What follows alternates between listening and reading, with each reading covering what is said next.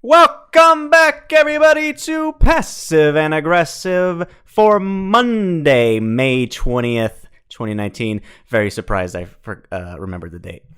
I am your... It's going to be uploaded on the 21st. Yeah, we're recording it on the 20th. So, why would you tell them that? So we can get, some insight as to our time frame currently, the things we're talking about, such as Game of Thrones. Shame. The ending. Amazing. Okay, you're just gonna spoil our thoughts on it.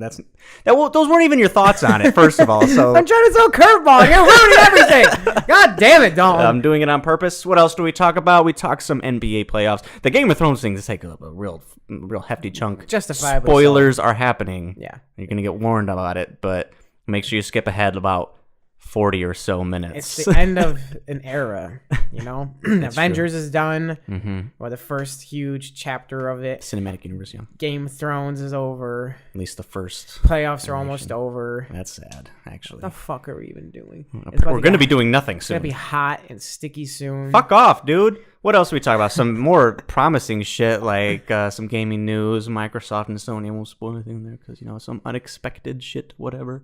Yeah. Talk about NBA playoffs, break down why Golden State's going to win again. Yeah, because we're really thorough analysis, or experts for that right there. Honestly, I feel like we're going to do a good job. What else do we talk about? UFC Fight Night. Yeah, the results. Very small recap and very small preview of this fight this week, which is Gus versus Anthony Smith, I believe. You got it right, Don. Just guessing. Who knows? But if you like the episode, make sure you hit subscribe after you hear it. Enjoy. Shitty ass Xbox One that sucks. Feels amazing. What Halo? What Xbox exclusives do you have on that? Halo.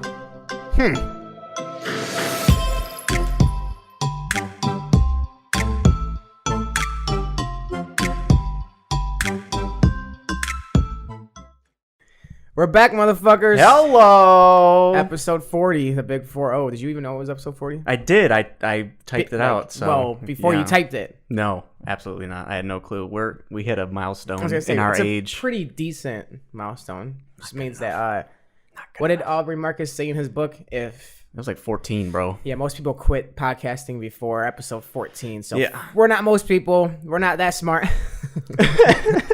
I saw what you did there. I was expecting something positive and optimistic, but whatever the fuck, whatever. Nope, I'm not in a positive, optimistic mood right now. I can tell. Actually, we did our little warm-up for the podcast. We started doing tongue twisters. I said Fuzzy Wuzzy was a bear. Fuzzy Wuzzy had no hair. It's a great one.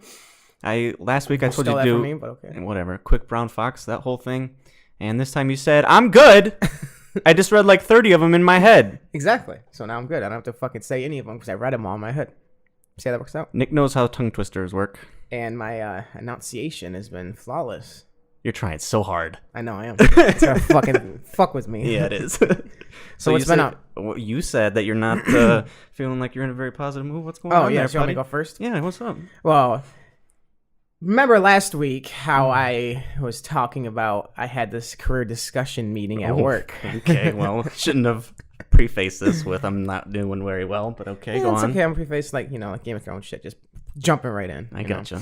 20 minutes in, somebody means dies. Fucking nothing. Spoiler alert. So I had my career discussion meeting, and I was optimistic that within the career discussion meeting, they were going to pretty much tell me that they want to keep me within the company, and they're going to try to work with building my career as well as building the company. As far like share the mission or share like the mission statement, the vision, all that good shit. Why not be mutually beneficial? Right. And I was like okay with that. And I was like genuinely like not excited but like happy about that just because I like the company itself. It seems like a good company. They're not the biggest company in the world, but they definitely try to make their employees happy in certain ways. They lack in other ways. I get that a lot. Mine's the same way. Yeah, like we get like all kinds of like today, for Small example, benefits. we got like a bunch of food just cause, like once a month, our boss comes in and brings like a bunch of like those little goodie little snack treat things you get from Meijer for like $10, like little Lunchables and fruit and vegetables and shit. And we get like sweet games once a year. We get to go to like a Red Wings or like a Tigers game, which is cool. You went to like 3 games this year, I'm pretty sure. I went to a Red Wing game and I'm going to a Tigers game, which is like this is the first time ever twice in 1 year. Okay. And it seems great, right? Yeah. But like I have been there for almost 2 years now. I've gotten 0 reviews and I've gotten 0 raises, and everybody else has gotten like dick for raises too. one person demanded. How long did you say you've been there? Almost a year, or almost 2 years. Almost 2 years. Yeah, October will be 2 years. So like a year and like 7 months or something. 8 months, whatever. Okay. And I was told going in they have yearly reviews. That's normal, right? Right. And I also know some other people who demanded their yearly review, got their yearly review, they got their raise, but then they were shortly fired after for whatever reasons. Boy. So it seems like you're either everything's cool if you're with the game plan that they want you to be a part of. Be right where you are. And you don't start like asking questions, or you don't start being like a nuisance. And that's like the complete opposite of me. Like I can't just, I've been saying this forever on the podcast. I can't just be a number for a company. I want to like have responsibility. I want to actually challenge myself, and I want to grow like both professionally and like all the things that come with a mid to top tier job, like all the stress that comes with it. I want that experience. And and my company knows that. What the fuck is that sound? It's God. It's God from above. We got train and I hear some giggling. We got these really good headphones that like pick up everything. So like whenever we record, it doesn't pick it up, but like we can hear it. So he just heard. I can hear a train outside. Across the fucking country. Yeah, I think you heard Sam outside playing with Jax, and then you heard like the train and shit too. Creep me out. I was being professional and just moving past it. I was creeped out by the weird, creepy Thomas the Tank Engine horror flick that's happening outside. Horror right? flick. It's laughing. You never Thomas the Tank Engine laughing. There's nothing happy or fun about a tank. I don't about a train. I'm just gonna continue on with my story here. Yeah, go ahead. Sorry for a little interlude. So I go into the career discussion meeting, and I like the week. I had this meeting planned on my like WebEx or my Outlook email for like a while now. You use like calendars and shit. Sure. And I like did my own peer review. I filled out a form. I did a bunch of analytical breakdowns of all the stuff that I do compared to all my coworkers, as far as like how many accounts I close, how many files that I have, and blah blah blah, just to show like how much stuff I do on my regular day-to-day job on top of all the extra stuff that I do and everything that I've added to my workload since I started. Right. Because I wanted to be like, no, I want my worth. Like, give me like I want. Yeah, there's my worth. nothing that they can say that will discount what you've already done for the company. Right. And not only that, and I also want to grow more, and I'm sick of like, just don't feed me more trivial shit. Like I want like actual responsibilities, and I want to have like a path that'll show me like that'll lead me to like a promotion and a new job title, so I can use this for even more experience. And pretty much once we get in the room, they all tell me like how much they love me here, and how good I am, and how grateful that they are for me to be here. But unfortunately, HR doesn't really have room for another position in this location. They asked me if I wanted to move to New York. And I was like, I would really have to think about it. I'd have to know what kind of position it is. And they're like, oh, well, it's not a position just yet. We're just trying to figure out our options. I'm like, oh, so you're just... So it's like, you're not guaranteeing me any job. You're not just even an offer. It's right. What would you think about the idea of the offer we could possibly give you? Right. And they're like, we have this other account that's going to open up soon, and it's supposed to go live, but then there was an issue with the government in that country. So they like sometimes when there's issues with the government in other countries, you can't ship there. Makes sense. And they said that it's going to be like at that caution state for like a year. So that's been pushed back a year. And pretty much as every other excuse in the book to tell me that they like me, but they don't like me enough. There's just no positions, unfortunately. Right. To figure out a way to keep me to stay. But they still presented options, like you had the illusion of choice. Right. And it's all 8 months from now, and none of it's guaranteed. And it's all just that bullshit that would typically make somebody stay if they really like want to give that company the benefit of the doubt. But anybody who's worked in a career, especially office setting, for a specific amount of time knows that that's bullshit. It's true. And like at first it sucked hearing all this stuff, and it sucked like being in that position, because like they asked me how I felt about it, and I like told them the truth. I was like, well, I mean, I realized like my career title that I'm at now, there's a certain ceiling as far as raises and as far as like titles and as far as growth. I know that. That's why I've been asking. I want to get more, and it's obvious now that you guys can't provide that, and that's okay. I'm not mad. It's a company. I can't. It's business. Mad. Yeah. And I just got to keep my options open. Pretty much telling them that I'm outie. I would have thought you would have told them that in a much more plain way, like, okay, well, bye. Well, they don't want to, like, you never really want to burn bridges, and I definitely didn't want to be on the shit end of the stick until I like find a new place. Yeah. So I was just being professional about it, and Makes sense. yeah. So when I said like I'm not very optimistic and cheery, that's a lie. Like I'm happy that I had that conversation and it didn't like knock me down because it like kind of finalized. Okay, now I know my option. It's like you had two possible roads you could go down. You weren't sure which one's the right one. You took your shot down one, and there's construction. There's construction. You got to turn around. All right, well, I guess I'm going this way. Right. There's a certain amount of peacefulness in that. Yeah, and it's like it's cool too because like whenever you go through like a big change in life, like or whenever you're going through like a challenge or goal you wanted to achieve for a long time, everybody gets those doubts that creep in. Like you think of fighters all the time, they always say they have to fight in their head. Like did they train hard enough? Did the other person train harder than them? Do they have what it takes to get to the next level? Like all that self-belief and like actually believing in your worth and shit. And I got that a lot this year because of my I had like 4 yearly goals. The first one was a house. Second one was my PMP certification. Third one was a new job. Fourth one is going back to jiu-jitsu. And got 2 of them done. And before I finished both of those, I was nervous as shit, like seriously self-doubting myself. And there's like all the little demons that come in your head. And you're just like, I told him to fuck off and I got the shit done.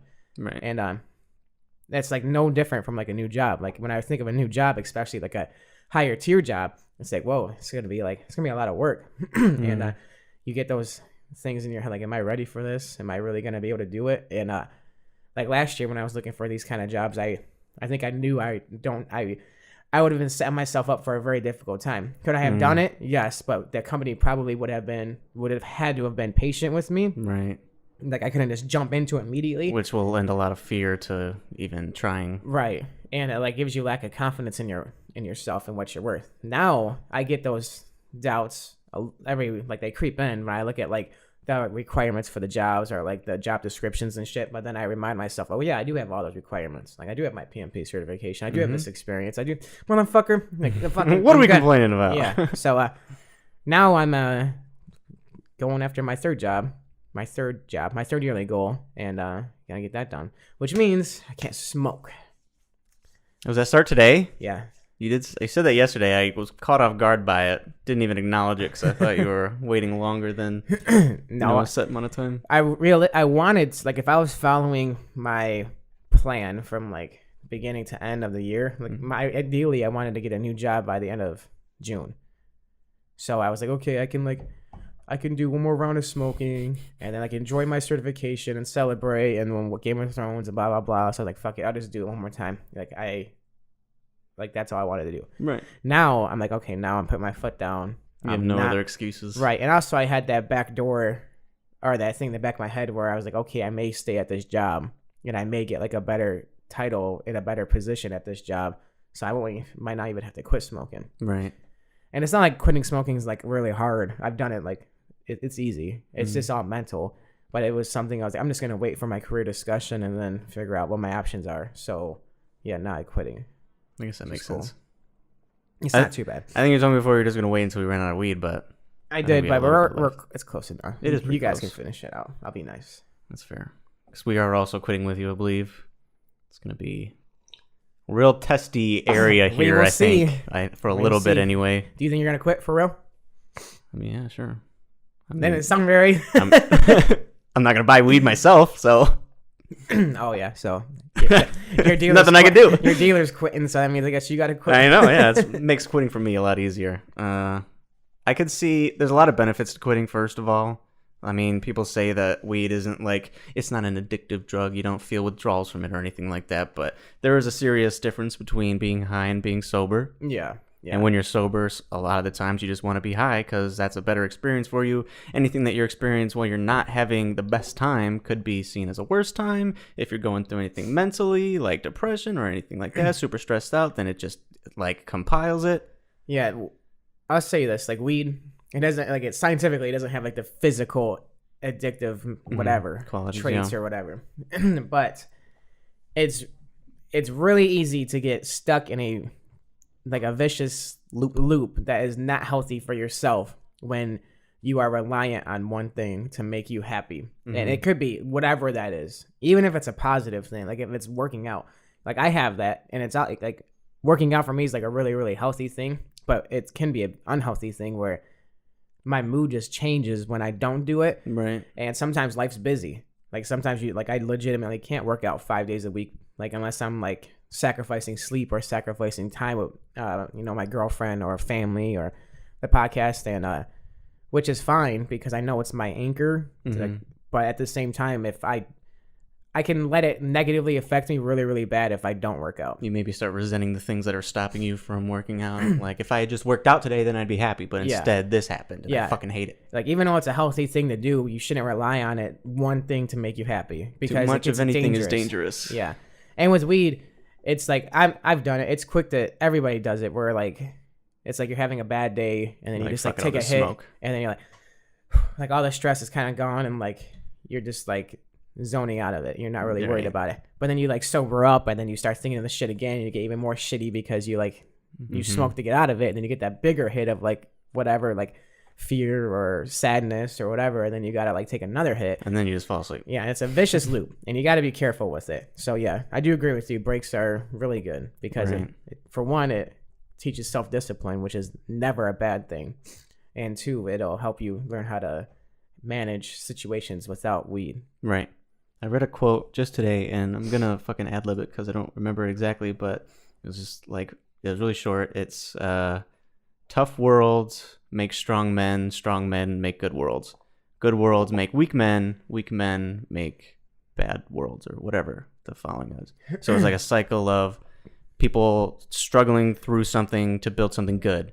And you build a good system, and then the people that are benefiting off that, people get soft or whatever. Yeah, you take advantage of it. They take it for granted, whatever. They get lazy. The world sinks or suffers as a result, and then strong men have to build it right back up. Obviously, man, women, that doesn't matter. It's just person. Yeah, and I agree with that for the most part. I do think like we're unique in the time that we are, because like we don't have to work like we did in the 50s or in the 60s. We're not building our own houses and going to work the mill after. Being in America itself is like you have the luxury of like not everybody has to have that like strong man, like I'm a bad motherfucker mentality. Like you got a lot of people who don't think that, and they'd rather just put all their time instead of working out into like something creative. Right. Craft. And that's not a bad thing. Like you need people. Not, fuck you. You need people like that, and you need people that are like strong, that are gonna like make shit happen type of thing. So I think America has a good balance in it, but with one side has too much, it's bad. Right.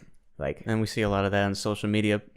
Twitter definitely just kind of brings out the worst or best of it. Yeah, there's a lot of negativity, and I don't know if there's a lot, like when you probably look at the analytics, I'm sure it's like just like the bottom feeders of it. And it's probably just the negative stuff that reaches the top, because I don't know, negativity shit don't sink, I guess. Everybody is attached to it for some reason. They are, yeah. Even me. Like I go on my Facebook, I see something, and I go to the comments and I read them. I don't do that. I read them like not like ridiculous. I don't know why you read Facebook comments, period, or YouTube comments. I enjoy. You're a masochist. I enjoy the watching the like funny jokes of them. Oh, funny jokes! I was gonna say like watching a subspecies. Like, like the top, I don't read them to try to find like the negative comments, but like I usually like the top rated comments, kind of similar to like what a meme would say, like kind of like a meme for Game of Thrones with Bran. Like that would be like the top comment. I'd laugh, like stuff like that. Okay, I guess that's funny, but I'm in the fucking cesspool, so you got to be careful when you're doing that shit, Yeah, people who on that same post will say that the show writer should die or something. Right. Yeah, and it's like, come on, relax. We're people here. Speaking of. Are we jumping into as a hot segue, Game of Thrones happened and ended. Yeah, we are gonna spoil it, obviously. So if you haven't watched it, I would recommend skipping to like 30 minutes in the podcast. What time are we at right now? 16. Only 14-minute talk about, huh? I got a lot of notes here. I'm not gonna lie. I got a decent amount. I just got some shit that we may have missed, that I know I missed in that episode. I got a couple like things that I didn't notice as well. But first, what did you think about it? I guess that's the most important part. Spoilers are happening now. Fast forward. Okay, I'll say this. When I first watched it, we watched it with a group of friends. We had like a party to celebrate it, because why the fuck not? It's the last episode, Lots of people had watch-alongs. Yeah, wanted to like just have a good time, Yeah. Played some games, ate some food, and watched the shit. And I didn't know what to think after the episode. I just felt off, because it was an ending that I had I did not see coming at all. Yeah. I will say this before we break down the whole show or episode. The more I've talked about the ending, the more I like it. Same. So I guess that's a good thing. It's like Is it, or are we rationalizing it to try to justify liking something that we like? And does that matter? It may be a little bit of that, but at it the doesn't same matter. time, I don't know if that matters at all. Are we only trying to justify it because we hear all of the backlash to people that don't like it? Well, I'm 'Cause trying it's to not what justify. they wanted. I'm trying to like Maybe answer analyze them. why I felt so different about it initially, and the reason why was because who became king, which we're spoiling. Like Bran becoming king was something I did not see coming at all, which is something that I didn't really think was like Even an option. right. And it's not that I think it's a bad ending. It's just I didn't expect it, and it was not what I was wanting the ending to be. But does that make it a bad ending? And I would say no. I think that the writing leading up to him being king was where it was lacking. Yeah, it's true. But I do think Bran as the king and Tyrion as the hand of the king would probably be the best combination that you could have. I mean, I suppose so. It's yeah. either them or Jon and Tyrion, and then have Bran as like some fucking guy who just sits there and tells Jon whatever the fuck he needs. Yeah, I guess if you look at it from post-mortem perspective, that Jon didn't really seem like king material. I guess he made it very. He didn't want it. He made it very clear that he didn't want it. Clear, like numerous times while he was king of the North, while he was Lord Commander. I wouldn't say he's not king material though, because I think he'd be a phenomenal. I'm king. sure he would be, but he doesn't want that whatsoever. He Right. doesn't have the fucking. And he deserves to not have He's it. Ned Stark honorable, doing the one thing that like took him like separated from Ned Stark, killing Dany. separating love and duty. Yeah. That was like the hardest thing he could possibly do. And I really like that. Like the more that I've thought about that, and the more I hear about like reviews and breakdowns of Jon's character and his story arc and the ending. Because at first when I watched it, I considered him Don's Jaime Lannister. Hello, I'm Jon Snow. it's unfortunate. And since I'm Jon Snow in the show, like we picked characters, like obviously I wanted him to win the Game of Thrones. Naturally. So seeing him looking like a fucking malnourished Guantanamo Bay prisoner after like 3 weeks after he killed Dany, it was like, this is fucking stupid. And then hearing him standing there casting him off to the wall, and I'm like, are you fucking kidding me? Like this is stupid. Like he fucking just saved everybody, and this is the kind of treatment he gets. But then I thought about it, and I'm like, realistically, that's probably like the best thing that could have happened for him. He probably should have died. Drogon should have burned him. Dothraki should have killed him, and Sully should have killed him. That, and he didn't want to be the king, and how that stress that comes with it. He likes being North. He even said he wished he could go up there with Tormund. He got Ghost up there. The only thing that sucks is he can't get his dick wet.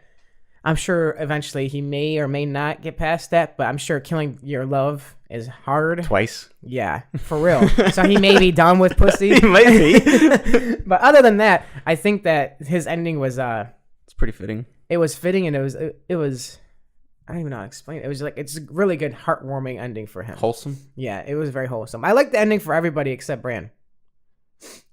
Like literally everybody besides Bran. Like should we tell everybody what happens in the episode? Well, let me voice my opinions on Okay. it because you voiced yours very lengthily, and You're I want to welcome, guys. get my 2 cents in.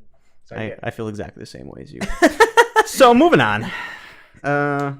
When we watched it, you were I was you're pretty upset. I wasn't. I wouldn't say I was upset. I was just. You're like down about it. It's like I wanted to be upset, but I couldn't bring myself to it because it does make sense story wise. Bran would be a good king because the Game of Thrones doesn't really apply to him. How do you master? And he's a Why does he have fucking a raven. Why does he have a Master of Whispers at all? He doesn't. He does. No, he said he needs to get one. No. He needed to get a Master of Whisperers and 2 other people. Why does he need a Master of Whispers at all? Get a bunch of ravens, send them out. I mean, I guess like if Varys was the Master of Whisperers for Bran, that wouldn't be a horrible thing because then Bran would like. Varys is dead. I'm saying if he had somebody like Varys. I guess it's. Not, I'm like, at the end what of does the he day, add? Bran is gonna know if anyone's lying ever. I know that's what I'm saying. Game of Thrones does not apply to him because you can't like lie to him. You can't manipulate. You might be able to manipulate him, Right, but you have like I don't even know, like because he knows everything about you. He knows why you're doing what you're doing. He's seen what you did in the closet over there, all dark Does and he- sneaky. Will he? But going forward, like in the future, will he be able to know what everybody's thinking at all times, or is that only when he's warging and he's like examining what people say? I don't know. Because if it's like only when he's warging and he's trying to see what people are saying and getting like what's the latest trend and the current events and shit that people are talking about in every city, it would maybe be way more easier just to delegate that responsibility to a trusted master or whisperers. I guess if it's not like he's an all-seeing thing where if something happens across the world, he literally already saw it happen already, Right. and it's more of a he's got to dedicate time to go hunting himself, so to speak. Right. Which I'm sure he still will, especially to make sure keeps his people in check and all that. But maybe he won't have to do it as Kingly much. duties take over, I guess. Right. I don't know. It'll be weird. He has no personal agenda. No, none. So that's another good reason for him to be a king, because he's not gonna put other people beneath him, as we saw, because he helped Sansa out, right, in the whole North. Which I was happy with that too. It definitely, I've always like thought negatively of Sansa this season just because of how headstrong she's been to have like her own everything kingdom towards and shit. Jon. Yeah, so And, I can see why you wouldn't like it. But I get why she wants her own kingdom, and I get why she wants to stay away from Casterly Rock. No, King's Landing? King's Landing. Sorry, and I get why she wants to be independent because her whole family, fucking, almost all of them have died because of other wars, and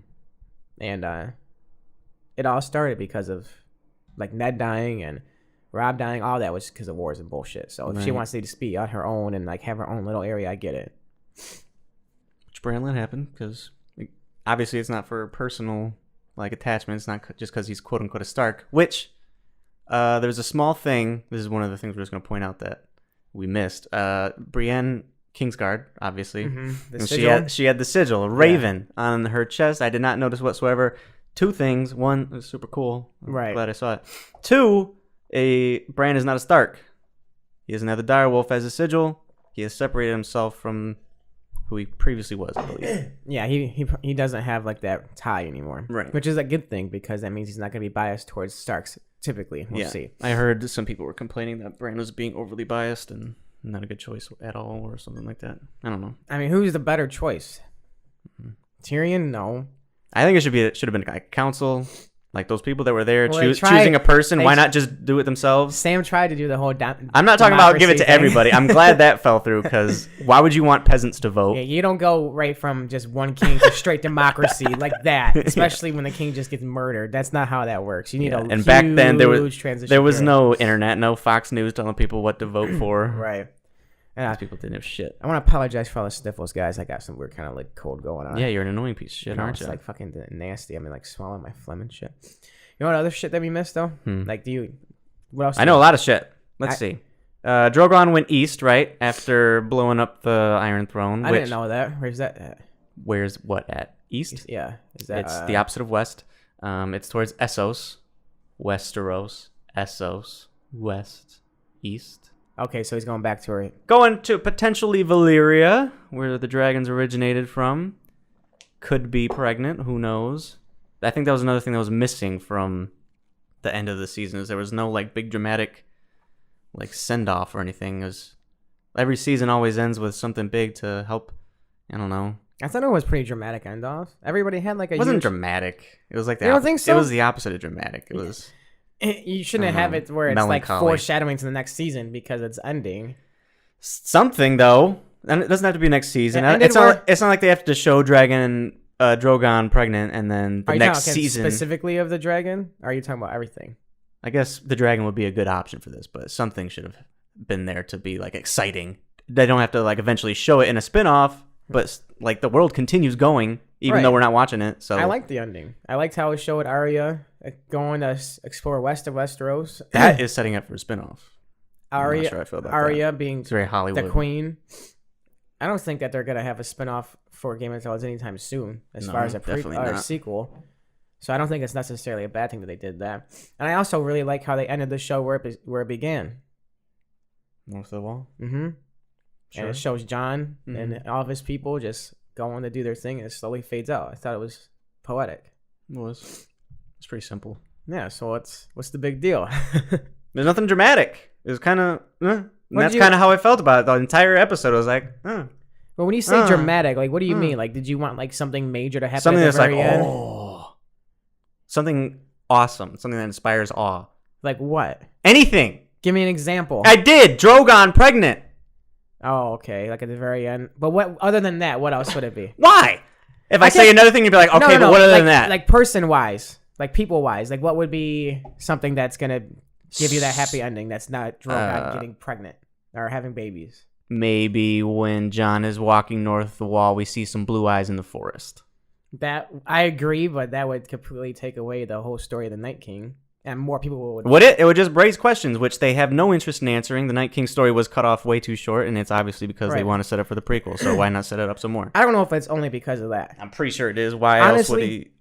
They told us nothing about it. You want to know why? I think it's because of George R. Martin. That motherfucker has not written a book in how long? I don't know. He's constantly writing it.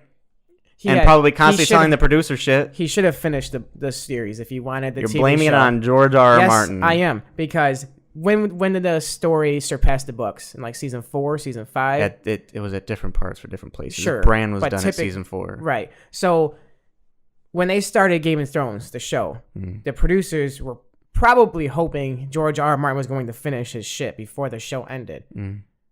Right? I'm assuming. I could be wrong, but in my head, it's hard to fault the producers for their bad writing in the past 2-3 seasons when it wasn't their baby in the first place. They're only going off of what George R. Martin's telling them. They're not the storytellers. They're not the person that made this magnificent book. And it's not their fault George R. Martin didn't finish it in time. So I really think that if he had all those books finished and completed, then we've got a bigger, more explained Night King story. Because that's specifically what I'm talking about. I didn't talk shit about the last 2 seasons of writing. And they're saying the Night King was poorly explained because they gave themselves 6 episodes. In the book, the Night King's not even in yet. It's just the Night. So how does finishing the book say anything about the explanation for the Night King? Because maybe George R. R. Martin would have had way more detail on the Night King. We got explanations for it that George R. R. Martin has not written in like season 5. Okay. Or 6, whenever they show his little flashback. So that wasn't a problem then. How come it's not? How come it's a problem now? But that's just how it started. That's not like it's not showing the Night King's true agenda. It's not showing all the like just more backstory with it. And you're saying we don't have any of that because George R. R. Martin didn't write it. Yes. I'm saying George R. R. Martin they filled in a lot of gaps. Right. And George R. R. Martin probably told them his ending, which is probably going to be the same ending in the book. Imagine so. But the way it gets there, I assume, is going to be way different because of the story of the book's already different than the story on the TV show. And it's going to be way more in depth. So if you think of like the last 2 seasons seemed like they were kind of rushed, I think it's because they didn't really know what content to have in other than like the main things that happened that George R. R. told them to do. They didn't know. I find that to be a lazy excuse personally. I definitely think it was lazy writing, but at the same time, I don't think that you can fault them for not writing as well as George R. R. Martin. I think that's not their. I didn't say that. It's not. You shouldn't be expecting them to do that. I fault them for condensing it down to 6 episodes. Yeah, I wish it was 10. That's my theory as to why it wasn't. Because they didn't have enough shit. They had plenty of shit. I feel there's plenty of shit that like was explained off screen.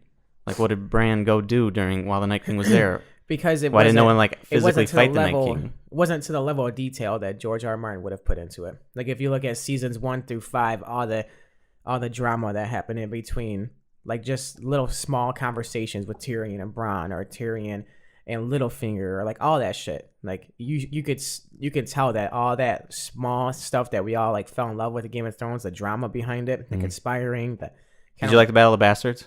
Because it wasn't in the books. Yeah, the cinematography and the production, the writing leading up to it was good too. Fucking amazing. But they kind of like fell off of all the other shit that made Game of Thrones really like amazing, so good. Like for seasons 1, 2, 3, the biggest thing that happened was the Battle of Blackwater, and that wasn't like a huge production. Seasons 1, 2, and 3. Yeah, production wise. Yeah. There was the big battle in the Night's Watch shortly after the Red Wedding. That was the episode right after the Blackwater. So you're right, which was amazing as well. It was after Red Wedding. Was it? Pretty sure. Maybe that's season 4. Season 3. I don't know. Regardless. The Red Wedding's in season 3, and that happens directly after. Yeah, you're right. You're right. I know. Those aren't to the level of the wars that happened in these past 2 seasons. Not even close. No, because they didn't have the budget. But the show was still amazing, and most people would argue that the show was better than it is now. I'm saying the writing was still good at the Battle of the Bastards, despite there not being any book content to draw off of. I agree, but don't you think it would be better? I don't know, and I don't see that as an excuse for why these episodes are poorly written. I am using it as an excuse. When 2 seasons ago it was great. Oh, I'm using it as my theory as to why it's not as good as it was. The reason is because the pacing's bad because there's 6 episodes. Because there's no in between. Because we saw what? Night King's death. We learned Jon's secret. Varys died for exposing his secret. Dany killed him. And then Dany dies. That happened in 3 episodes. Mm-hmm. And the huge war. Yeah. And Cersei and Jaime dying. Yeah. So if they had... And the Hound and Clegane Bowl, all that shit. Exactly. There's a lot of shit that happened in those episodes. 4 extra episodes would have done a lot for the pacing. Would have made us actually care about the things that are happening. Do you think that's the producers? Yeah, they said they chose that. They were offered 10 and they chose 6. Oh, that's true. Mm-hmm. And yeah, that's not a good thing. I also thought, I was like, well, maybe it has something to do with HBO's budgets. And like, you know, when maybe they were given a season-wide budget and they were like, it'd be better if we condense it into 6 and spend it all on like, these 2 episodes with these battles and shit. Like I guess. Right, and which could very well be a thing. Because if you look at like, why did Iron Man die? Why did Captain America? Why are they not in shows anymore? Well, Robert Downey Jr. is expensive as fuck now. Because the more you rehire them, the more you re-add the contracts and shit. It just goes higher and higher and higher. And if you look at TV shows, that's traditionally how it goes. Like the first few seasons, they didn't make dick, and then once the show became what it is, they're making a shit ton of money. I think that's normal business. It is, but that's a reason why HBO could have said like, "Hey, let's not do 10. We're just gonna do 6," because in the episode, the characters get paid less, the actors. I'm not agreeing with it at all. I'm just saying I can see those stupid business decisions being influenced on the show. I got you. And I'm sad that it happened that way. Like I wish like something like this is you should give it the justice that it deserves. Yeah. Which I feel like they tried. I really do feel like they tried. I do too. I'm throwing no shade at the producers. I think they did everything that was, other than available the to them. Did you hear the water bottles? I don't even give a shit about that. That kind of stuff happens. Does it though? Not always, but when you're being rushed to produce the biggest television show that ever was or will be. They weren't even really rushed. They had like a whole extra year, I guess we have no clue about the logistics of filming and all that shit, all the different locations. My coworker thinks that the writers or the producers kind of just wanted to get done with it because they're doing Star Wars. They're doing Star Wars next. I think that's stupid. Why would this has been their baby for 7 fucking years? They're not going to abandon it for Star Wars money. That's dumb. I agree. I would hope. Even if they're getting the money anyway. It's not like, oh, we got to hurry up the Game of Thrones because otherwise we're wasting Star Wars time. That doesn't make sense. Well, why did it seem so rushed then? Because they only had 6 episodes. Because George R. R. Martin didn't finish the goddamn books. And I'm sticking to it. I don't think I agree with that sentiment. But all right, that's our thoughts on it. I want to get to a couple more things that I noticed. First of all, Tyrion's joke almost got told. Oh yeah. And it still didn't. I guess 3 for comedy and blueballing us, but I actually found the joke in its entirety. How? It's on the internet. Is it on the book? In the books? No. Some dude told it centuries ago, and some dude told him, and fucking made its way in the show. Did somebody just make it up? I once brought a jackass and a honeycomb into a brothel. The madam says, "What can we do for you?" Tyrion replies, "I need a woman to lay with, for mine has left me." The madam says, "Whatever for? And why the honeycomb and the mule?" Tyrion says, "My woman found a genie that would give her 3 wishes. The first was for a house fit for a queen, hence the honeycomb. The second was that she had the best ass in the 7 kingdoms, hence the mule." Oh, shit. So he paused for a little bit, clearly disappointed, and the woman asks, "Okay, what about the third wish?" This is the woman making these wishes, right?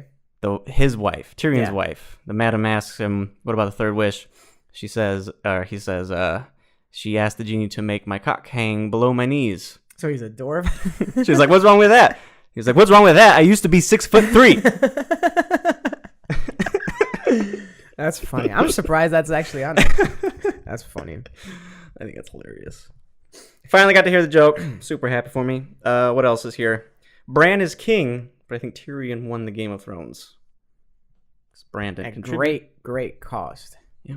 His punishment, or his ending was fucking perfect as well. It was rough. Like seeing the dead Lannisters bothered me. Oh, me too. I was hoping so hard they survived somehow. Even though, like, that's another thing too. You saw his hand. I think they were trying to tease us, like, oh, it's just his hand. It could be like detached, but no, there's his dusty corpse attached to it. That's how you know a show is really good, and that's how you know actors are amazing in the show is when they are just straight up evil, and you felt bad for them, and you wanted them to live. Yeah, Some of the things that I found is in Vision that Dany had in the Yeah. second season, Mhm. she does not touch the throne. Her hand goes close to it, and then she stops. Oh. And She's this- snapped away by Drogo. Yeah. And this one... Drogo, who's dead. Right. This one, she touches it. Bro, this shit's been planned since the fucking beginning. It's like some straight up foreshadowing. That's deep foreshadowing. I got another thing. Did you know that the names of the direwolves of each Stark child represents their story? Number 1, Jon, ghost. Okay. He dies and comes back to life. Also, ghosts tend to go around the area where they die, right? They linger. Yeah. Look where he's going, right back to where he died, and they'll probably die there again. Okay, I can see it. 2, Nymeria, Arya. Do you know who Nymeria is? She gets toasted in like episode 3. Who? Doesn't she? Nymeria? That's Lady. What? Nymeria is the one that bites Joffrey and runs away and Yeah. then grows up. Oh, And so Nymeria- Sansa's wolf dies in Yes. the first season. Yeah. Damn. Nymeria was named after an ancient warrior queen in Essos who traveled west. She brought her sisters over or something like that. Arya become obviously probably the best warrior in Westeros. Wouldn't this be Sansa's dog though? No, Nymeria is Arya's. I'm getting that mixed up. Okay, go on. Lady was taken because Nymeria ran away. Right. So they killed They killed Sansa's dog even though Arya's dog bit him. Right, gotcha. For some reason I thought that was reversed. No. So Arya is traveling west as the most badass warrior in Westeros, Yeah. just like Nymeria. What else? Lady. Sansa wanted her entire life to be queen, to be Lady of Winterfell, that kind of shit. She became Lady of Winterfell. Now she's Queen of the North. So sealed that straight up. Grey Wind, Rob's. He named him Grey Wind? Named him Grey Wind. I think it was a cool name. Wind comes up quickly and wind goes away quickly. Rob jumped onto the scene as a young wolf, whatever. No one saw him coming, and it was like that. He was there. And then like that. He was gone. That's cool. What else? Summer. That's Bran's. Winter came. There was no denying that, but Summer took over. And the Night King killed Summer, signaling that winter was coming, for sure. Night King killed Summer? Mm-hmm. The dog? When? Long time ago. Like last season. The Night King? I don't know, not specifically Night King, like he threw a spear at it or anything, but his forces killed it. Oh, okay. Winter killed Summer. Gotcha. And then there's Shaggy Dog, which is Rickon, and I didn't know what could possibly be led here, but apparently Shaggy Dog's story is one that goes nowhere. Yep. Sounds about right. Just like Rickon as a character. So yeah, I thought that was cool. I had no clue. One thing that I noticed is Jon finally pet Ghost. Yeah. If you notice, like he like rarely pets him, Mm-hmm. and especially in these later seasons, like he like never People are upset acknowledges about him. it. Yeah. And I found out why, and I think it's the producer says it has something to do with the CGI. It is 100% CGI. It has like nothing to do with like Jon being a dick or like No, yeah. their like weird relationship where it's just like an understanding thing. It's like he loves him, like he wanted to pet him, but he couldn't because of the budget. It's tough reasons out here. That's why I don't pet Jax a lot of the time. Hey man, the money don't fucking apply to you, bro. I've heard a lot of horror stories about the wolf budget. I think that's why a lot of them got killed off. Yeah, like Same thing with the dragon budget. Well, let's just kill some the dragons. juice ain't worth the squeeze. It's really not. Some people say, why not just get real dogs? And I ain't see. Well, did you know Sansa adopted her direwolf in real life? She adopted. That was Lady that she adopted Yeah. because no one. I think she was going without a They're home probably or gonna something. offer in real life, dude. We gotta Honestly, make this scene realistic, boys. That's 100%. That might be a possibility. I think it had no home. I hope that they wouldn't do that in like 2010 or whatever that was. Like you can't kill a fucking dog for a TV show. That's Come on. pretty fucked up. Yeah, you're right. Game of Thrones is over. Yeah. Overall, it's an amazing. Best TV show of all time. Still, Best in my opinion. TV series ever. Yes, this season was great. I think its ratings will improve slowly over time. Time heals all wounds, that kind of shit. I think people are really salty that they didn't get their ending. Yes. And can you name one TV show offhand that did not have any controversy based off the ending? Breaking Bad, I think, was pretty solid. That's the one that I thought of too. That's like the only one. But I do. I think of like Dexter and how that's. I have no idea. I didn't watch it. You know why? It's because people hated it so much that they basically like wrote off the past.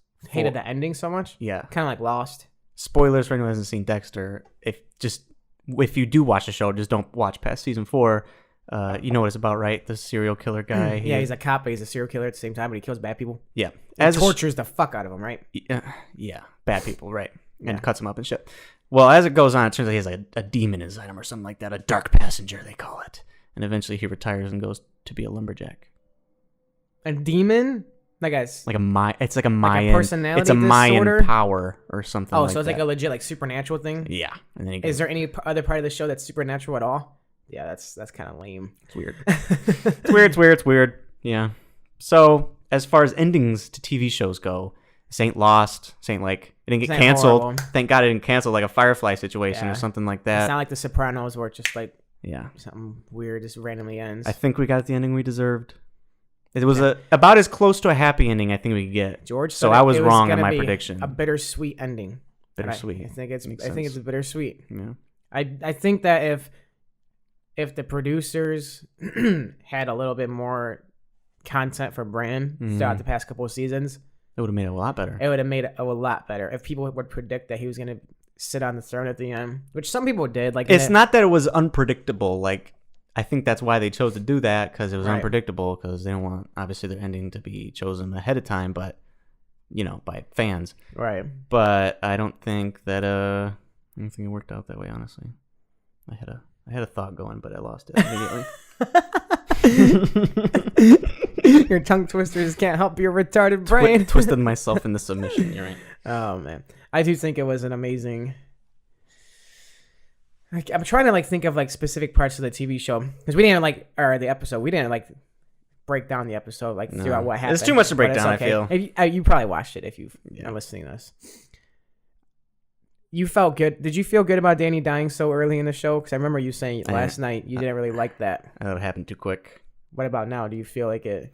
I feel like it had to have happened that I don't quick. mean quick as in early in the episode. If it was the first thing that happened, I don't even care. Oh. I mean her death. John is quick. stabbed her. She looked at him like, "What are you doing?" And then she died.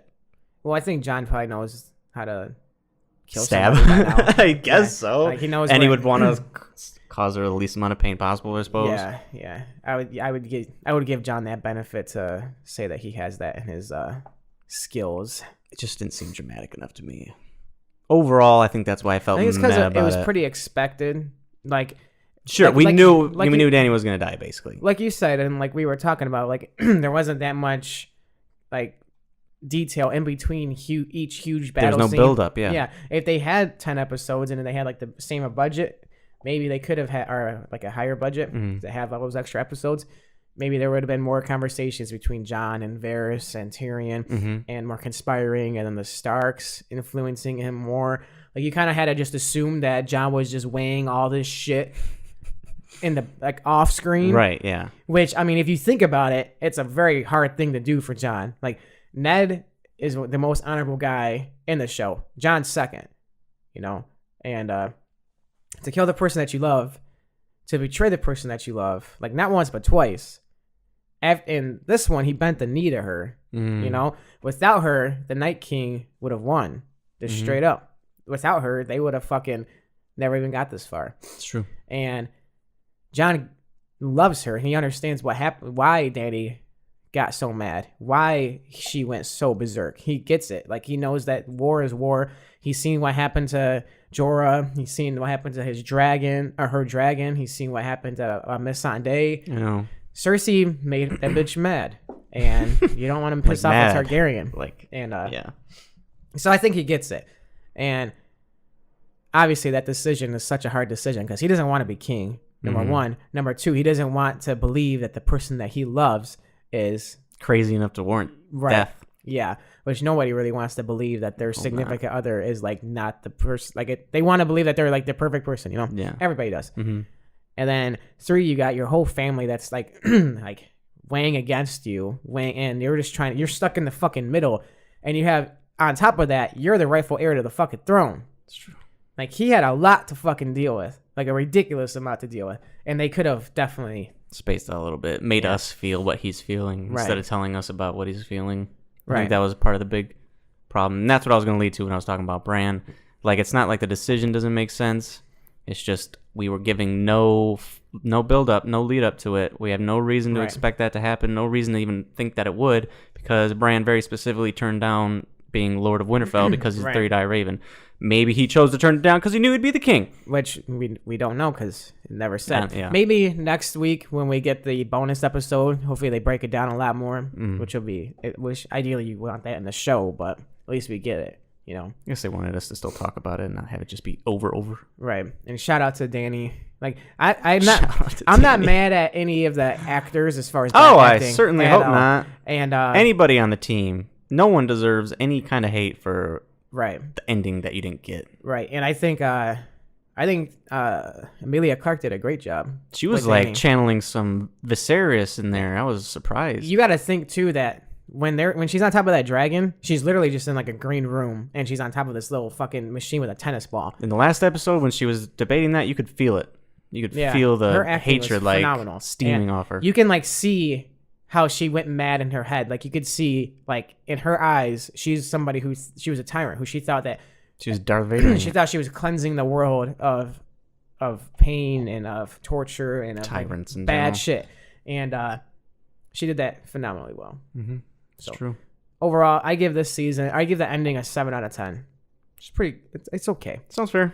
And I'm with it. show I still got 10 out of 10. Absolutely. I'm not mad at it at all. I want to jump right back into it. I am already rewatching it. Are you? Yes. I want to rewatch it. This is gonna lead in the gaming corner a little bit, but I've It's fine. I told them skip to 30 minutes. We're at 48. So. whoops. Sorry if you got spoiled accidentally. Skip farther ahead next time. So I've been replaying The Elder Scrolls Skyrim. That shit was released in like 2011, I'm pretty sure.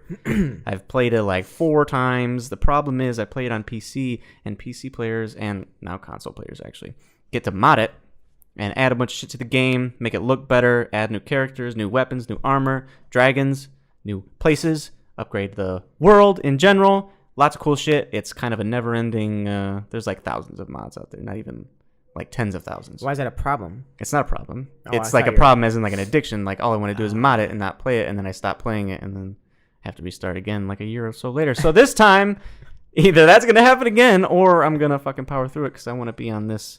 That's my goal now. I was gonna say, aren't you like on this journey to A like little bit. accomplish I'm games? throwing some goals out there, and one of the goals now is to finish the games that I start. I think there's a connection there between finishing games, finishing shit in life. So I'm starting the easy side. I was gonna say you start finishing games that could directly relate to finishing shit in real life. Which is Right. a good thing. It's a good start. Right. And, gives me motivation to play Skyrim, which is never a bad thing anyway.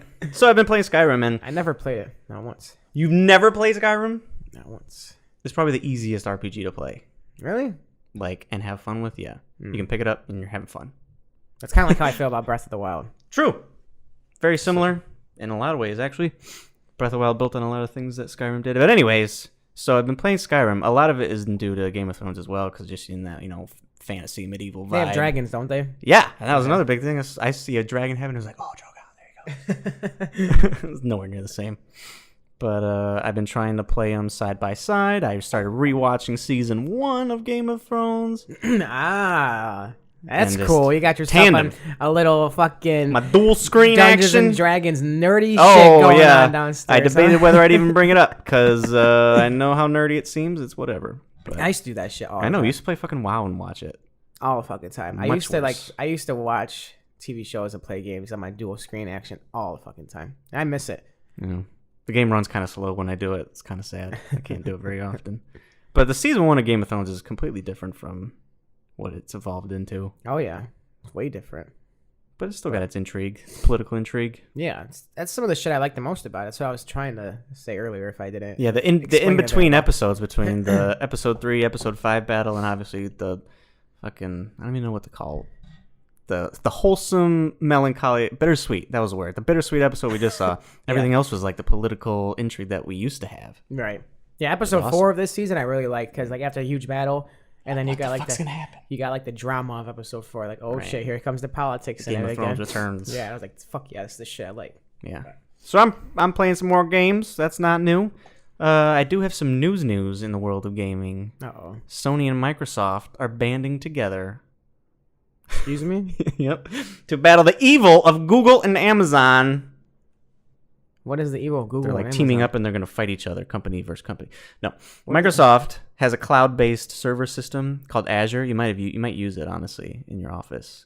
I use it, Azure Storage. I don't think so. But it's a cloud-based server system. It's one of the most powerful in the world. Google has one as well, and it started announcing something called Google Stadia. I don't know if you've heard about it, but it's essentially going to be a game streaming service where all you got to do is like download the app on your iPad or something, connect your controller, and you're playing like a PS4 game or something. Not a PS4 because they don't have Sony rights or anything, but whatever games Google Stadia gets, you can like stream it straight to the phone. Whereas now PlayStation has something kind of similar to that. How are they going to compete with that? They kind of can't. What they have now, PlayStation Now, actually, is called it's called PlayStation Now, but it's like a service where you play the game on like a remote PS4 and it streams the footage to you. But what Stadia and Google is offering is like straight up streaming the game, playing it on a different device, but streaming it to your phone. I don't know how it fucking works necessarily, but it's different than the way it works now. Okay. So Sony can't compete with that whatsoever. So PS4 and Xboxes are combining? Microsoft can compete with that because Microsoft has the server capabilities of Azure because Microsoft is obviously does a ton of shit. Microsoft's better than Sony? Well, is that what you're trying to say? Let's not Xbox better. Let's PS4? not ask questions about who won the console generation. Ooh, why not? Because it's PlayStation 4. Let's jump into it. By a mile. Is it? By a mile. I don't know about that. But Microsoft is building into the streaming future, which everyone seems to be. Amazon has a thing. EA even has a thing called Atlas or something like yeah, that. they're definitely going. You got to make changes. Yeah, and Sony servers have never been their strong suit, so they went to Microsoft. You're like, hey, can you host our shit on Azure for us? Sorry. I'm sorry, I've been shitty to you for a while. Listen, I need your help. And for Microsoft, that means they maybe get their foot in the door to get some PS4 exclusives or something on the Xbox store. Who knows? They've already been in talks with Nintendo. I think both companies have actually trying to get some games on the Switch. Are we trying to like have like a fucking all three of them just power up and make the Stanos fucking They're gaming company? They're kind of just turning into PCs. Which it's inevitable. I guess so. There's going to be PC and there's going to be Nintendo. Well, I can tell you Nintendo does everything. I can guarantee you one thing from all this beef and all that shit going on. Yeah. The consumer is going to benefit. Oh, absolutely. Because whenever there's competition within a business market, the product gets better, the quality of the product gets better, the prices go down, and because they're trying to be so competitive, and the consumer gets to enjoy all the reaps the benefits. Reaps the benefits, that's right. And we're already seeing it. Microsoft has already announced its discless console, all digital edition. So they're already leading into this streaming age. And that's why Sony is like, I think they're kind of scared. This is like a you come to me for help Loki type thing because we're that desperate. Oh, do you need help, little brother? That's not the quote whatsoever. You sound like you're talking to a dog. You need some help? Okay. Okay, we'll give you a treat. No. How does it feel to be a Sony fucking... How does it feel to have a shitty ass Xbox One that sucks? Feels amazing! You play Halo! What Xbox exclusives do you have on that? Halo! What PS4 exclusives do we have that you've played, actually? You've played more Sony exclusives than Xbox exclusives. Recently, not all time. This year? Last year? Not this year. True, not this year. Haven't played it all this year. Last year. Fair enough. Last year. Whatever. Played fucking God of War. 2 of them. Detroit Become Human. I didn't play that. Spider-Man. I'm listing all of them, not the ones you played. You uncultured swine. Go fuck yourself. Red Dead's not PS4 exclusive. No, it is not. Okay. I was going to list more, but you interrupted me. God of War, Spider-Man. That's all you really needed to say. Detroit Become Human. There's a shit ton, okay? Last of Us. There we go. That was the one I was missing. Last of Us 2. That's not that is a PS4 exclusive. Fucking Days Gone is also on the list. MLB The Show. You're welcome. There's so many. Ratchet and Clank. There's so many, man. Ratchet and Clank. There's so many. Jesus Christ. And you want them on the Xbox. I know you do. The only one I'd want is God of War and Spider-Man. Speaking of, another little tidbit of news. PlayStation has announced that it's going to make a film studio dedicated to taking its games into film. Very specifically God of War. I'm pretty sure. They didn't say it. I'm almost positive that's all they're talking about. Who would play Kratos? Have you seen the voice actor for the guy? The guy that just did this one. I don't think he's a classic Kratos, but is he pretty big? He's pretty big. You'd have to have like. And when you look at him, he looks intimidating. When he talks, you gotta have The Rock. It has to be The Rock. I feel like you gotta have The Rock. They have to superimpose this guy's voice in on it then, because The Rock is not manly enough, unfortunately. What'd you just say? You heard me. The Rock's not manly enough. For Kratos? The Rock's manly enough for anything. For Kratos. Especially Kratos. Picture his voice. Is it Kratos? So you don't think he can make his voice a little deeper? He's going to be like Chris Pratt. Oh God! Don't. And say you know that. you're right, and you know I'm right. And you know you're right. I'm never gonna say that again. That's all I got on gaming. Good, because we can like quickly go through the next couple of things. Really quickly, sports is happening. NBA, yes, playoffs. I want to talk about first of all, fuck Golden State, Portland. Fuck Golden State. Golden State's gonna win it. I don't like basketball. Shout out Let's to talk about something else. Green. Draymond is playing unbelievably. It's not even just Draymond. The fucking the OG big three of Golden State. It's kind of crazy. It's annoying. It's showing like how much of a like KD makes them a better team overall. Yes, Talent wise, but they the are system much that more they efficient. have. Like as far as like smoothness of the basketball team, and as far as everybody producing, it's way better when he's not on there. And I think it's better. I think it's better in overall with when he's not on there. I think because if you look at the stats, that's not accurate. Stats ain't shit. But yeah, I mean, when you're talking about playoff basketball and like if when you it watch matters them the play most right now, if you watch them play, Portland straight up can't stop Curry and Green and Thompson. right? But what happens? That same team against a Kawhi or a Giannis, I think Kawhi doesn't guard Clay I think or they're going to Curry. deal with some problems though, because none of them are going to be able to shut Giannis down or Kawhi down. KD could. You don't have to shut Kawhi down. You have to shut the rest of his team down. That's true. Giannis is a different issue. Giannis is the only hope and savior we have. Right. I feel bad for Kawhi. Like I feel bad for Portland. Fuck Portland. They didn't really realistically have a shot. Fuck you. They shot themselves in the foot. They didn't do shit. They could have won both games in Golden State. And the problem fucked up. They fucked up by what? Not winning. They let them come back by like 13 points in game 2. Why is it just a let them do it type thing, and it's not just Golden State doing it because they're the much better team? Well, they held them back. They did good, yeah. It's like how when we play against Golden State, like you gotta be there's perfect. nothing you can do. You gotta be perfect the entire game.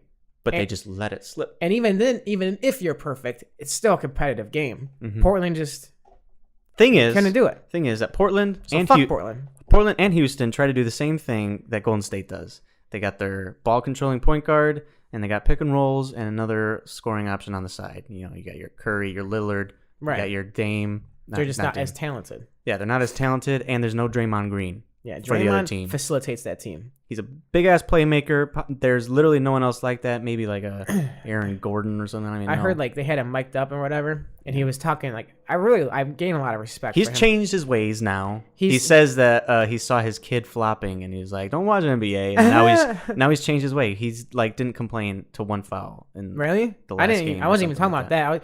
I forget who he was talking to, but somebody took a shot and missed. He goes, everybody misses. I just shot and missed. Everybody misses. No big deal. Like, fucking chill. Like, because I think the person that was, like, down on themselves. Yeah. Like, that's freaking... He's a good leader. He really is. Bottom line, I think he's always been a good leader, yeah, but sometimes he's been a dick to, like, his opponents, but... True. And for some reason, it doesn't seem like he's not that player when KD's there. I think everybody kind of just, like... kind of, like, sets their ego aside for KD because KD's, like... KD. Yeah. And, that wouldn't work on any other team with this much talent. Like the coach and the players, they all have the mindset that they're going to do whatever it takes to win a championship. I think the only reason they do is because they've won so much is on their own. Right, and I respect that out of them because that's very hard to do. Like Curry may be like, this is my team. This ain't KD's team. Fuck that. I want to be the main point of contact. I want to be the number one guy. And instead, he's just humble. Instead, when he went down, he's like, that's my brother. We're going to win for him. Yeah, and then he balled out. Mm-hmm. So, like, that's probably why they're going to win. So you can't... It's hard to fucking not. It's easy to hate on Golden State, but it's right now it's hard to like justify the hate because they're doing their shit. They just do it better than everyone else. That's why Giannis and the Bucks, they present a different formula. They're not trying to be Golden State. Right. They're trying to be like this prototype. They're trying to be Milwaukee, and exactly. they're doing it. They've built a good team around Giannis. Chris Middleton has expanded his game to unbelievable amounts. Shooting threes, more threes than he ever has. Even Giannis is shooting threes now. Is he? Jesus. Yeah, I don't know what his percentage is now.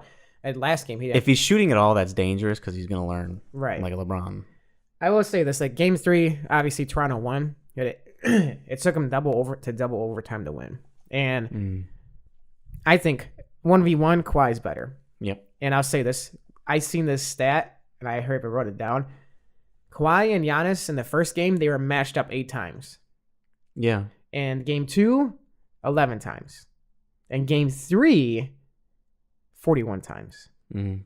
I don't know why I wasn't guarding him, first of all. I saw Giannis' stat from that game they lost. He's injured? Kawhi's injured. Oh. You can, like, literally, I don't know if you even know this, he played like 50 something minutes last night, and he got like 8 points in the final double overtime. He's doing whatever it takes to win. After he scored his like dunk slam, his like court to court, whatever you want to call that, coast to coast. Yeah, coast to coast. He sat down and Kyle Lowry was getting him towels and shit. It was like rubbing his legs and like trying to make him good. And dude, I saw one time Kawhi fell down and slid his hand across the court, got court burn or something. Kyle Lowry comes through. He's like laying on the ground in pain because I guess court burn hurts. Kyle Lowry walks over, takes his hand, starts rubbing it. I like it. I mean, I like that he's doing that. It's like a good teammate. Yeah. It really does show Toronto values Kawhi 100%. They realize how valuable he is and how important he is for the team. I'm assuming it's a lot like the KD situation. Like it's Kawhi. But that's all they have. It is, yeah. And that's why they lose to Giannis. Unfortunately, I think that's what's going to happen. I'm hoping Toronto gets it done. I don't, because I think they easily lose to Golden State. It depends on if Kawhi's body can keep up with his mindset. Because he ain't going to quit. And it doesn't look like it's going to because of the workload and the output that he needs to do just for them to be 50 minutes just to beat Giannis. Every fucking game, in and out. And it's a hard 50 minutes because he plays a physical game. This guy's going to fucking LA. Yeah, I heard Magic Johnson was he did a little interview, I forget with it was whom, like 15 minutes with Stephen A. Smith and Max Kellerman. Yeah. I respected him. He was honest. They were asking him tough questions. Why'd you leave? Why didn't you? He was throwing the. Why'd you go to LeBron first? Is it? I don't know if he's the owner or the GM. It's not the owner. It's Rob Pelinka, whatever. Yeah. Magic was essentially throwing him under the bus, saying it was all because of him, and which is interesting because he's still in LA. Well, from what I understand, is the owner. I forget her name. Jeannie. Yeah, she told Magic when he came in that he was gonna have X amount of power. He was gonna be able to do this, and that for the team. Like have his own staff, hire his own coach, get his own players, have his own recruiting team, and she promised that to him, and pretty much none of that panned out because there's too many people that are influencing everything in LA. So there's not one set project that they're all gonna focus on to get done. They got everybody's minds, everybody's vision for the team, and they're all trying to fucking collide instead of working as a team, and that's why Magic left. Do you know where the idea to make the trade for AD or start those talks came from? No, it's from Jeannie. I think her last name is Buss. Jeannie Buss. It was from Jeannie, and it was from the ladies at her spin class. Jesus, telling Christ. her to do it. Yeah. I mean, Magic, he said nothing but good things about her. Oh, yeah. But at the same time, he also said that they need more basketball experts, to, people who have played the game. Magic should have Jon Snowed it. He chose love over duty. Well, I do respect him because he straight up said that there comes a time as a man or a woman where you have to choose your happiness over something else. And I respect that. That job, I can't even imagine the stress that comes with being the GM of the fucking Lakers and with all the shit that was going on behind the scenes that nobody even knew about, and everybody like looking down on him and going crazy. Like I can like say, fuck that. That's not worth my life. It's not worth the stress and the damage it's gonna do to me. I do think that he probably should have like let LeBron know, but at the end of the day, it's not the biggest deal in the world. And he said he has no regrets. He goes, it is what it is. He's like, I respect LeBron's opinion. I love him as a man, as a basketball player. I think he's amazing. He's like, I did this for me, and you either accept it or you don't. Right. What are you gonna say about that? Right. So. Shout out to Magic. Shout out to Magic. And do you have any other NBA talk? No. Fuck NHL. I'm so salty about the Boston. I hope they fucking. I know this has been the worst playoffs ever. Last year was a great playoffs. We're paying for it. Shout out to the Red Wings though. Oh, God. Balling out. It gets worse. Hockeying out. Worse and worse. In the fucking IHIF tournaments, the World Tournament. You know what I'm talking about. I don't fucking care about this tournament. The Manta leading in points and Philip Hronek. Let's throw a bunch of 20-year-olds against each other and make people think. It's not 20-year-olds. This ain't the juniors, son. Is it not? No, Patrick Kane's on the Americans team. Well, what is it? Who else is there? It's everybody who's not in the playoffs. I mean, if they want to play, like Ovechkin's in Russia, I'm pretty sure. Yeah, it's like the Olympics. Why did you say this so long ago? Because I had no idea. They have it every year. I thought you knew about it. No, I literally thought this was the juniors or something, and it was like, why are you so hyped up on your youth players doing well in the youth tournament? Dude, it's everybody. Whatever. And yeah, everyone's playing well, and obviously I'm on like I'm pretty uppity up with the Red Wings right now. Uppity up. Since Eiserman has became the GM. You chose to word it as an uppity up. Yep, I'm on a pretty uppity up high, guys. I hate you. On the Red Wings, and it's pretty good. You quit. And I think it's gonna be good. Donald's just salty that the Red Wings are gonna win a cup before Chicago again, and no, I understand why he's salty. I'm salty because you're belligerdon't excited Not about belligerent. things. I am optimistic. Belligerent! Extreme level. Fucking belligerent. I can't even get a word in edgewise. I don't even know what that saying means. You made me say it. So that's NHL. That's why we don't talk about it. Fight Night 152 results. We're only gonna talk about the main event. We didn't even watch. I didn't even catch it. You didn't? No. I watched it at work today. I was being productive. Okay, talk me through it. And it was Lee versus RDA. Right. We didn't make a pick or preview the fights at all in the previous podcast. We're only going to do that for like the pay-per-views. Yeah. And it might even just pay-per-views. It might be just like the big cards, notables. Right. Something that we have like more than 3 picks on. Right. So for this one, Dalton picked Kevin Lee. I picked RDA. I picked RDA because as much as I like Kevin Lee and I want him to succeed, it seems like he just doesn't have what it takes for 5-round fights. Mm. Whether that's mental or if that's something to do with his conditioning, if it's just his body build, because he's a very muscular guy. True. And like obviously you need more oxygen for muscles to work, and like the longer The old Conor McGregor syndrome. the lactic acid buildup or whatever the fuck it's called. Damn. And yeah, I watched the fight and I was assuming Kevin Lee was going to dominate rounds 1 and 2. And I was surprised that he didn't. RDA got dropped in the first 15 seconds of the fight. Oh, shit. And Kevin Lee like got on top of him, was wrestling him. Kevin Lee's mindset was just to grind him out, Kamaru Usman style. Did you watch that fight, Usman versus RDA? Yeah. Usman just kind of like what he did to Woodley. Right. He does everybody. He just fucking outworks them, out grapples them, Like out points them, Khabib. and he just has output, like a ridiculous output. His fucking his cardio is off the change. It's like next level. And Kevin Lee was trying to do that, but he was trying to do that against a former champion in RDA who was no fucking slouch. And it was a very competitive fight. Like going round, they were both going back and forth. Like Kevin Lee would have control, and then RDA would reverse it. RDA would go for submissions. He almost submitted Kevin Lee a few times throughout the first couple rounds. Oh shit. Also, RDA, like he was just unbelievable with his grappling. And I say this like when Kevin Lee is pushing like on the cage, Kevin Lee would he would jump down and like grab one of his legs and try to like get him to like take him down. That force level change. Right. And immediately RDA just grabs 2-on-1, one arm, and just rips his arm right up and just focuses on like the fundamentals of that shit. And it forces Kevin Lee to he can't implement his game plan. And it's just making both of them work. And that's fine because RDA has cardio for days. Right. And Kevin Lee doesn't. And Kevin Lee wasn't intentionally foiling his game plan. Right. Like RDA was. And you could see like it was very competitive, and I'd give the first round to Kevin Lee, but then the second round I'd give to RDA, and then the third round it was a toss-up, but you could see the trend of where the fight was going. Right. In the fourth round, I'll give Kevin Lee credit. He still looked like he had a lot of cardio in the tank, a lot of gas. Better than he has in previous fights like that. And he went in for a takedown, and it was just was a soft attempt, and RDA. He got his foot out because he like went for a single leg. He like ripped his foot up, and then like Kevin Lee he got complacent for a second, just stood lingered there for like 1 second too long. RDA immediately took advantage of it, turned around, got on his back, and then started working submissions. And like eventually like Kevin Lee like turned over, RDA got on top of him, and Kevin Lee like tried it, like he was mounted and he was like trying to get up like this, like push his arms up and extend.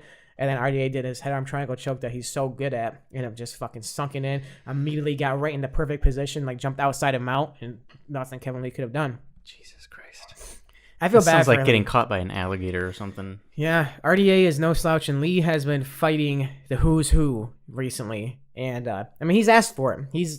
He talks a big game. Yeah, but that's what you're supposed to do. Right. And everybody hates on him for some reason. Maybe he's cringy. I don't think he's cringy. I think I think it's just because he hasn't gotten the results. Right. And but it's not for lack of trying. And you got to respect that. And also at the end of the fight, see, other than Iaquinta fight, which he still says he believes he won, he's humble about it. Shows respect. Yeah. In this one, he did like a little Periscope thing when he's in the hospital. And he's like, man, this sport gives you the highest highs, the lowest lows.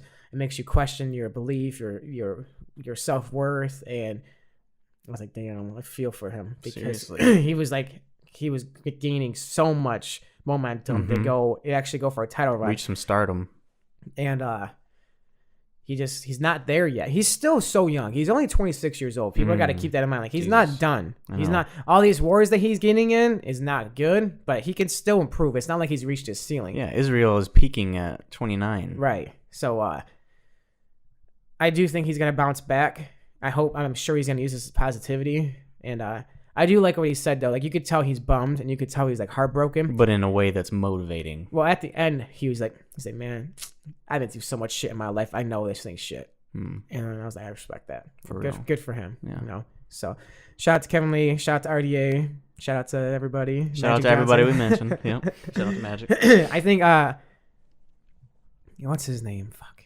3-piece in the soda. Not Jorge, who the guy he punched. 3-piece in the soda. Who did Jorge punch in Britain? He's a British guy. He just fucking fought Gunnar Nelson. God. I'm having a space. Like, you guys know what I'm talking about. But he said he would like to fight RDA. But RDA is ranked pretty high up in welterweight. That was a good win. And I don't know who he should fight next. Honestly, he said that he doesn't care. He just wants to continue to fight. It's going to get him closer to his title. If Darren Till doesn't fight RDA on a short notice fight, or not RDA, on a Robbie Lawler on a short notice fight, because you heard Woodley's injured, and Darren Till said he'll fight him at 175 short notice. If that doesn't pan out, Darren Till versus RDA would be a good fight. It'd be a tough fight for Till. I know that's nothing that it's like all he has is tough fights. You like, fucking tough. You beat Wonder Boy and then you fight for the title. You don't get that much. Like, I mean, realistically, everybody thought he was gonna beat Masvidal. You know, but just Masvidal just showed him like, what's up. Like, all these guys that are going up, they're moving up in weight, just seem like they're having better and better performances. I know, it's like Game of Thrones. We're not getting the results we expect. You know, our stars are getting beat up by people we think they shouldn't, but they're just game for it. And I do think Kevin Lee should he should do one more fight at 170. I think his cardio was better. I think he's not like undersized in that division at all. He's the same size as RDA, but he had a 7-inch reach advantage. Oh, jeez. So he's long arms, so he can utilize that very well. He has good wrestling. The only thing he lacks is just the cardio, and like whether it's the cardio or it's a mental thing. Like, he said everything went perfect in his camp. He had like everything was going right. That's when he started saying like he's questioning self-belief and all that. I think he'll bounce back. I think as he ages, he'll rely less on, you know, that Tyron Woodley physical specimen. Yeah. He just goes too hard in the beginning, too fast, and he has to pace yourself. Right, and the more experience he gets, the better he'll become. Absolutely. So next week, this Saturday, is fucking Lionheart versus Gustafson. Lionheart. Anthony Smith, who just fought John Anthony Jones. Smith, you right. fuck. If you had just used the name, I wouldn't have to ponder about it. So that's you didn't gonna know be. It, did you? I didn't know it. When Anthony you said Lionheart Smith. I was blanking on Gus's name for some reason, of all people. But that's next week, and to give a quick preview, because we're not going to do like an early pick. Sure. I think it's going to be a very competitive fight. I think Anthony Smith is probably salty as fuck about his performance against John. Imagine so. I question if he really trained as well as he should for Gus, because he said that after John, he didn't want to fight for a year because he's been in training camps back to back, and his training camps are out of state where he lives. So every weekend he flies back home. Oh, jeez. But he misses everything Monday through Friday with his family. Because he's just training nonstop. Yeah, and he's been doing it nonstop, and that's like a toll. Like, not even mentally and physically, that's a toll with like your family and the stress of not seeing your kids and all of that. You know, put stress on your wife to handle it all.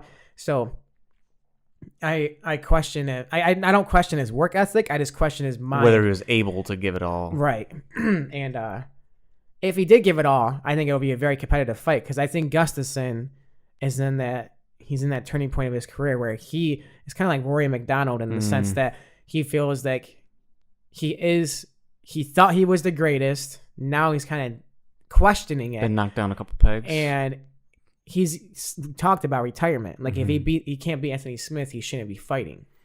And so they're both in like weird positions, mindset wise. That's a weird mentality to have as a fighter. We're talking about a little bit with Rose. Right. If you're not like fully invested, if you don't fully know that you are capable of doing it, you might just not do it. Right. And there's other motherfuckers that are in the same line of work that are just 100% into it, and that's John Jones doesn't have a family to worry about. I assume. I don't know. Yeah, he does. He has like $4 that he has to fly out of state for. Oh all no, week. no. They all live next to him. You know, I mean, it's not. Anthony Smith could probably move out there, but he doesn't like. Once you get, like, he's reasons behind it. He's like his kids' education and all that. There's no amount of excuses we could throw on like back behind the scenes mental game because that's like an infinite world. So I'm not 100% on my pick, but I am leaning towards Gus. Damn you. We'll see who. Fuck, I can't pick before you because we're not doing a pick list. Yeah, we'll see. We'll see as like more like I love the mental game of it. I like hearing I know what mindsets are before, during the fight, or during the weigh-ins, the weight cut, all that shit. So I like it after the fight. I hate making picks so early. I hate it. It's true. So much could happen. They might not even fight for all we know. Don't fucking say that. I'm leaning towards Gus, but we'll see what happens. Let's go Lionheart. I want Nick to be wrong all the time. I wouldn't even be mad at that. I wouldn't. Would you not? If you guys enjoyed this podcast, rate, share, subscribe. You know the drill.